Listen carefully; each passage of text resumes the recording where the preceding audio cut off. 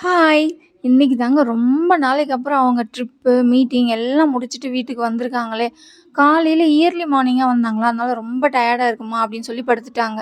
என்ன பண்றதுன்னே தெரியல. லஞ்சுக்கு காய் எதுவும் இல்லையே அப்படின்ட்டு. ஏன்னா அவங்க யூசுவலா வாக்கிங் போம்பொழுது தான் காய் வாங்கிட்டு வருவாங்க டெய்லி.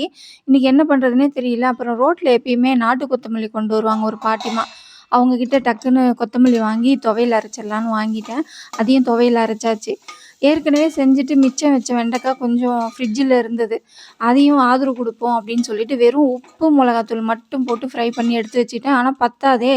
அதனால வீட்ல இருக்க முட்டைய வச்சு அட்ஜஸ்ட் பண்ணிறலாம் அப்படின்ட்டு முட்டையும் வேக வச்சு எடுத்து வச்சுக்கிட்டேன். அதுக்கப்புறம் துவையல் அரைச்சிருக்கோம் இல்லையா? அதுக்கு சுட்ட அப்பளம் செம்ம மேட்சிங்கா இருக்கும். அதனால சுட்ட அப்பளம் எடுத்து வச்சுக்கிட்டேன். சாம்பாருக்கு எதுவும் காய் இல்ல. அதனால வெறும் தால் மட்டும் ஃப்ரை பண்ணி எடுத்து வச்சுட்டாங்க. இதுதான் இன்னைக்கு அவசர அவசரமா செஞ்ச சமையல். நாளைக்கு ஊருக்கு போறதுனால வீட்ல இருக்க காய்கறிய மட்டும் வச்சு சமைச்சாச்சு. சாப்பிடுவோமா?